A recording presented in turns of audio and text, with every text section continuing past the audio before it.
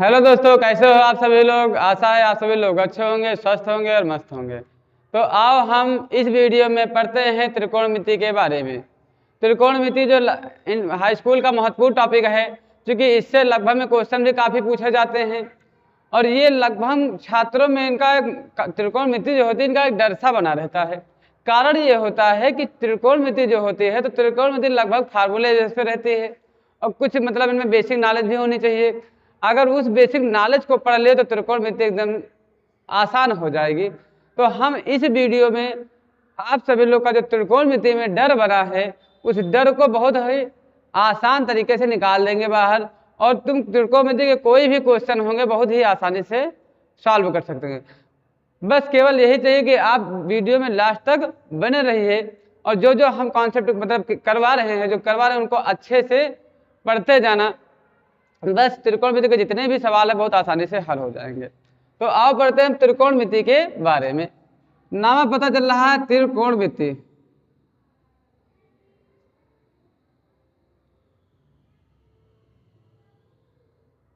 इसके नाम का ही अर्थ देखो, त्रि मतलब तीन, कोण मतलब कोण, अमिति का मतलब मापन।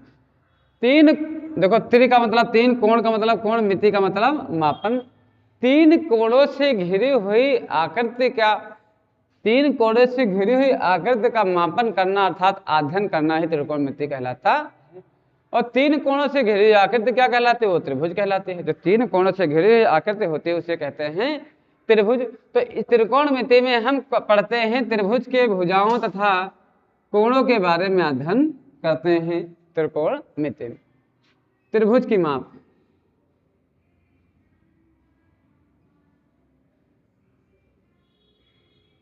त्रिभुज की माप का अध्ययन करना है त्रिकोणमिति कहलाता है।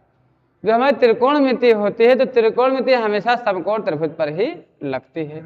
और समकोण किसे कहते हैं? एक ऐसा त्रिभुज जिसका एक कोण 90 डिग्री का हो, 90 डिग्री का हो, उसे समकोण त्रिभुज कहते हैं। जैसे एक त्रिभुज ये है तो यहाँ पर ये कोण है वो कितना है? 90 है, तो इसे कहते हैं समकोण त्रिभुज। अगर इसे नाम दे दे ए, इसे दे दे बी और इसे दे दे सी, जरूरी नहीं इसे ए दो, इसे दे दो, बी इसे दे दो, कोई किसी को भी दो, कोई दिक्कत नहीं।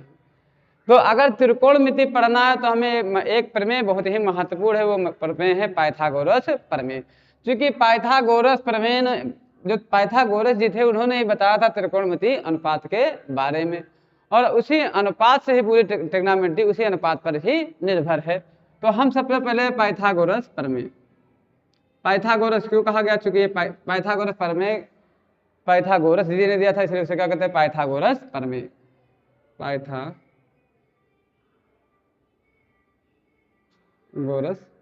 प्रमेय। तो पाइथागोरस ने बताया कि अगर कोई समकोण त्रिभुज है तो उसके 90 डिग्री के सामने वाली भुजा कर्ण कहलाती है।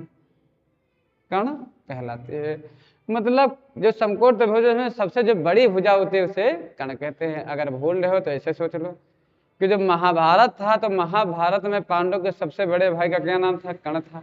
तो उस आधार पर देखो त्रिभुज की सबसे जो बड़ी भुजा होती है उसे क्या कहते हैं? कर्ण कहते हैं। अगर भूल भी जाओगे कर्ण छोटी होती है या बड़ी तो इस प्रकार क्योंकि महाभारत में सबसे बड़े भाई का नाम क्या था? कर्ण, तो उस हिसाब से क्या कह दिए? कर्ण कह दो।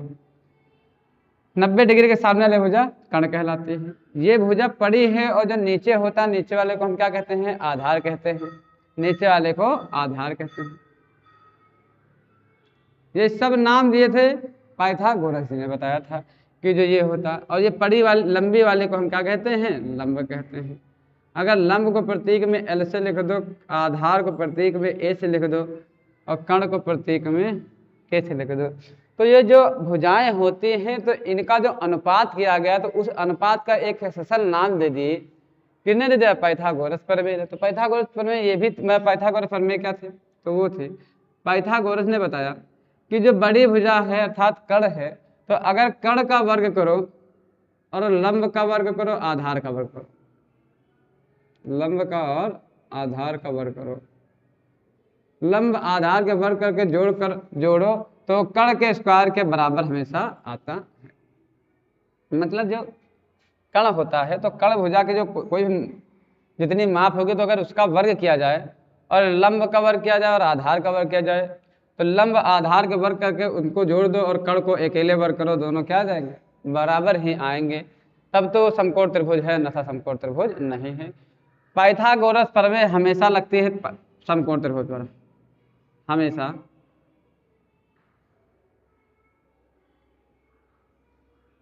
समकोण त्रिभुज पर लगते हैं पाइथागोरस प्रमेय।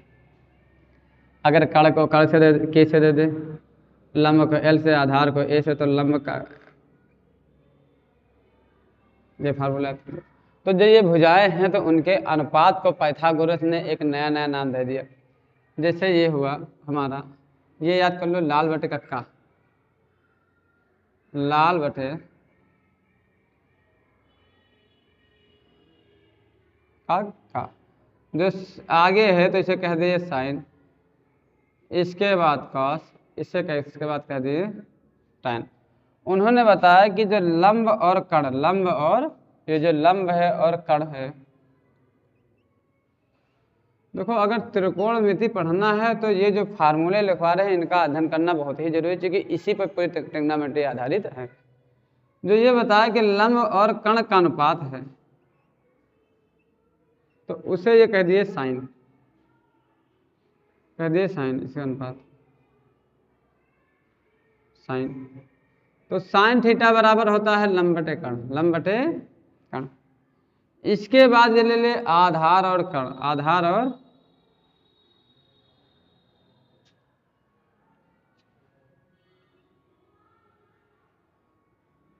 आधार और कण के अनुपात को इन्होंने नाम दे दिया कॉस। आधार को अगर ए से प्रदर्शित करें और के को के से, तो ए बाई के, आधार बटे कण, तो इसे कहते हैं कॉस। ये हो गया। इसके बाद ये बताया टैन, लंब बटे आधार, लंब बटे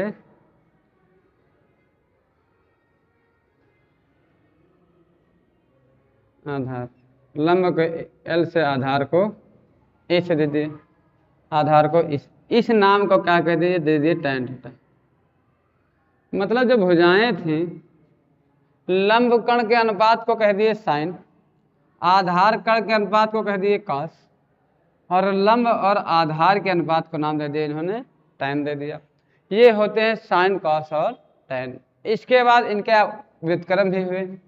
साइन का व्युत्क्रम हुआ कॉसेक,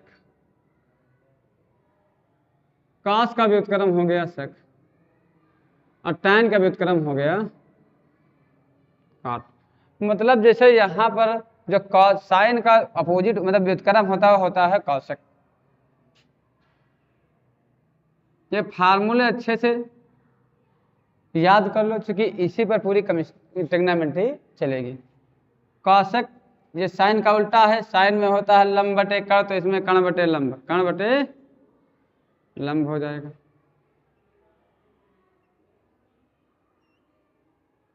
इसके बाद हमारा हुआ सेक, सेक होता है कॉस का उल्टा, कॉस में होता था आधार बटे कण, तो इसमें कण बटे आधार, कण बटे आधार हो जाएगा।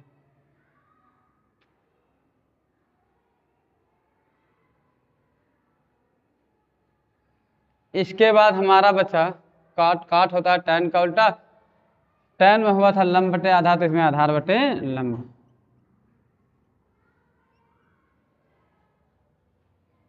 आधार बटे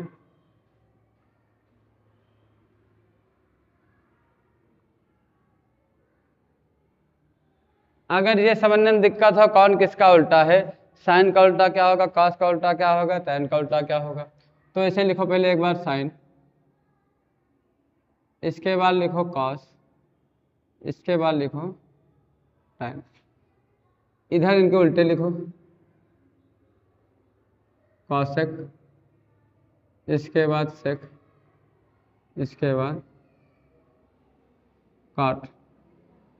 कौन किसका व्युत्क्रम होगा, तो ऐसे समझो कि साइन हुआ तो साइन का उल्टा जिसमें एस आगे है इसमें तो एस वाला नहीं होगा, तो इसमें है मतलब ये तो होगा नहीं। इसके बाद ये सोचो पहले tan, t इसमें है t इसमें है, तो ये इसका व्युत्क्रम होगा, इसका व्युत्क्रम होगा।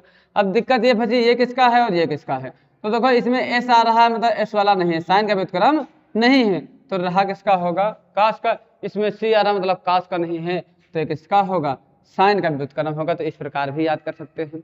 इनका स्क्रीनशॉट अच्छे से ले लो, चूंकि इसी पर पूरी ट्रिग्नोमेट्री है। फिर इनको हटा दे जाए, फिर जो इनके व्युत्क्रम होते कुछ फार्मूले और लिख दें, फिर आराम से एक्सरसाइज इनके सॉल्व करें। क्योंकि ये ट्रिग्नोमेट्री जो होती है फार्मूले पर ही ज्यादा आधारित होते हैं। ट्रिग्नोमेट्री कठिन इसी कुछ लगती है क्योंकि इनमें फार्मूले याद होना बहुत ही जरूरी है।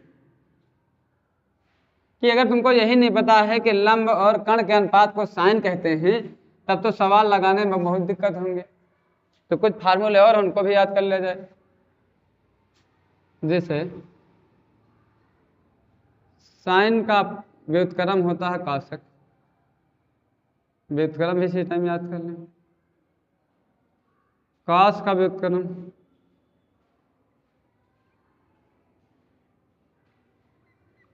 tan का व्युत्क्रम, साइन का व्युत्क्रम हुआ था कॉसक, तो 1/cosec। कॉस का हुआ था sec, और कॉट का tan का हुआ था कॉट। ये भी फार्मूले पता होने चाहिए। और जितने फार्मूले लिख रहे कापी में उतार लो, फिर ट्रिग्नोमेट्री से एक भी सवाल आपके नहीं छूटेंगे। इसके बाद चौथा फार्मूला है, वो बताया गया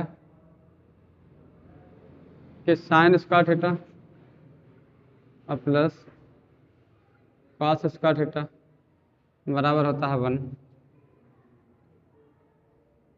सेक स्क्वायर थीटा बराबर होता है 1 प्लस tan स्क्वायर थीटा, और एक होता है कॉसेक स्क्वायर थीटा।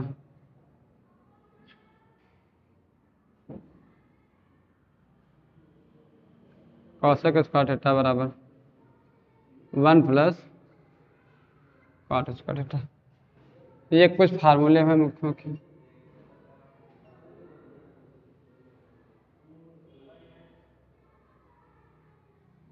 जैसे इसको इस प्रकार भी लिख सकते हैं, जैसे यहाँ बटे में कुछ नहीं है, जैसे इसको इस प्रकार भी लिख सकते हैं कि साइन थीटा हुआ बटे में कुछ नहीं है, तो यहाँ 1/cosec है, 1/cosec थीटा है। इनका गुणा इनसे एक, देखो इनका गुणा इनसे होता है, इनका गुणा इनसे, तो कह सकते हो कि sine theta into cosec theta, 1 तो sine theta into cosec theta, मतलब किसी भी कोई भी अनुपात हो तथा उसके व्युत्क्रम के जो अनुपात का गुणनफल होगा वो हमेशा 1 होगा। जैसे tan है, तो tan का व्युत्क्रम क्या होता है cot, तो इन दोनों का गुणनफल हमेशा कितना होगा, 1 होगा। जैसे cos है, तो cos का व्युत्क्रम होता है sec, cos का व्युत्क्रम sec, तो इसका गुणा भी कितना होगा, 1 होगा। ये डायरेक्ट भी बड़े बड़े सवालों में इनका डायरेक्ट प्रयोग कर लिया जाएगा। तो इनका भी स्क्रीनशॉट ले लो, फिर एक्सरसाइज लगवा इनके। तो ऐसे ये अच्छे सब लोग समझ ही गए हो। तो इसकी पहले एक्सरसाइज 10th की पहले एक्सरसाइज सॉल्व करते हैं।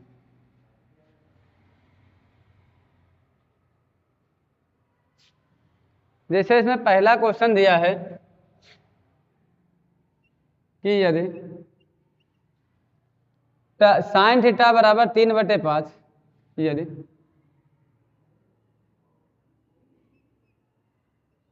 साइन थीटा बराबर 3/5, तब tan थीटा का मान ज्ञात कीजिए। tan थीटा का मान ज्ञात कीजिए। यहाँ पर दे रखा कि साइन थीटा बराबर 3/5, तो सबसे पहले यहाँ पर देखो दे रखा साइन थीटा बराबर 3/5, तो तुरंत एक त्रिभुज बनाओ। ये ए हुआ, ये बी हुआ और ये सी हुआ। हमको पता है, इससे पहले भी लिखवा चुके कि साइन थीटा बराबर होता है लाल बटे कक्का से, याद कर लो, लाल बटे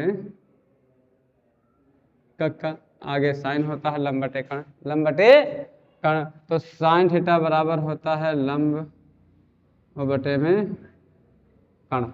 तो इससे क्या पता चल रहा है, लंब ऊपर वाला लंब होता है, लंब कितना है 3 और कर्ण कितना है 5, जो कर्ण कितना है 5 और लंब है 3, मतलब ये हमें लंब साइन थीटा बराबर 3/5 हमें पता है, साइन थीटा बराबर लंब बटे कर्ण होता है, इसे पता है लंब 3 है, कर्ण कितना हुआ 5, और हमें निकालना है tan थीटा, हमें निकालना है tan थीटा। तो हमें tan थीटा निकालना, तो tan थीटा का फार्मूला पता होना चाहिए। तो tan थीटा बराबर पता है कि लंब बटे आधार, लंब बटे आधार होता है, तो लंब बटे आधार नहीं तो इससे L/A होता है, L/L, लंब बटे आधार होता है। यहाँ कर्ण पता है, लंब पता, परंतु आधार नहीं पता है। तो हमको एक फार्मूला पता है कि कर्ण का स्क्वायर बराबर लंब का स्क्वायर प्लस आधार का स्क्वायर होता है।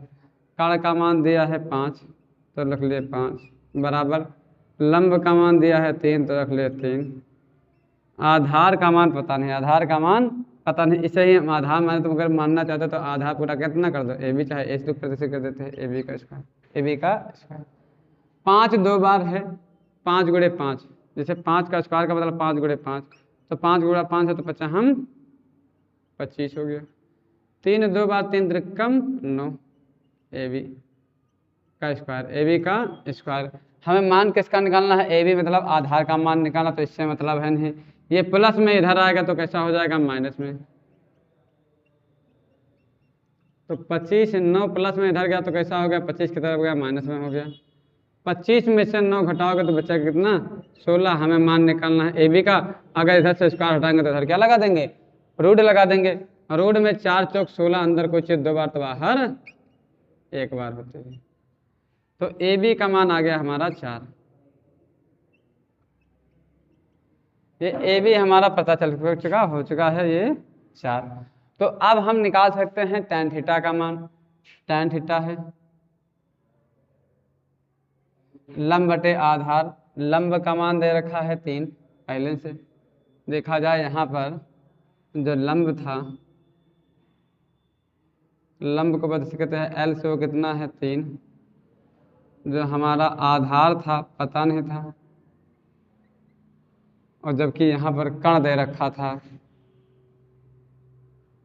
कर्ण को कैसे प्रदर्शित करते हुए दे रखा था 5 है, वो हमारा टोटल कितना था 5 था। ये फार्मूला लगा दिए, अब हमें पता चल चुका tan थीटा बराबर tan निकालना था, tan लंब बटे आधार, लंब का मान 3 दे रखा था और आधार का मान कितना हमारा आ गया 4 आ गया, तो आंसर कितना हो जाएगा 3/4। ये हमारा हो गया पहले क्वेश्चन का आंसर हो गया। यहाँ पर ये तो tan ही पूछ रहा था, cos भी पूछ सकता था। अगर यहाँ हमसे पूछता cos थीटा, तो हमें पता है cos थीटा बराबर क्या होता है आधार बटे कर्ण। आधार का मान देखा जाए यहाँ से 4 है और कर्ण का मान 5 है, तो आंसर कितना हो जाता है 4/5। जो त्रिकोणमितीय अनुपात होते हैं वो 6 होते हैं, साइन कॉस और टेन। साइन का व्युत्क्रम, कॉस का व्युत्क्रम और टेन का व्युत्क्रम, सेक कॉस सेक और काट होते हैं।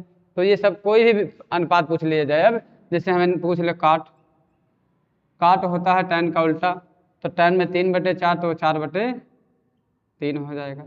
तो इस प्रकार त्रिकोणमिति कोई भी अनुपात का हम आराम से हल कर सकते हैं। ठीक उसी प्रकार एक दूसरा क्वेश्चन दे रखा है कि यदि सेक थीटा बराबर 2 है तब काट थीटा का मान ज्ञात कीजिए। इनका स्क्रीनशॉट ले लो, फिर इनका हटा दें।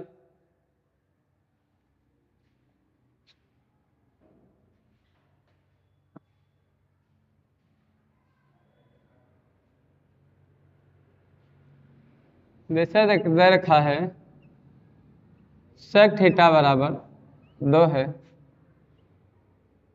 तब tan थीटा का मान ज्ञात कीजिए। सेक थीटा बराबर 2 दे रखा है।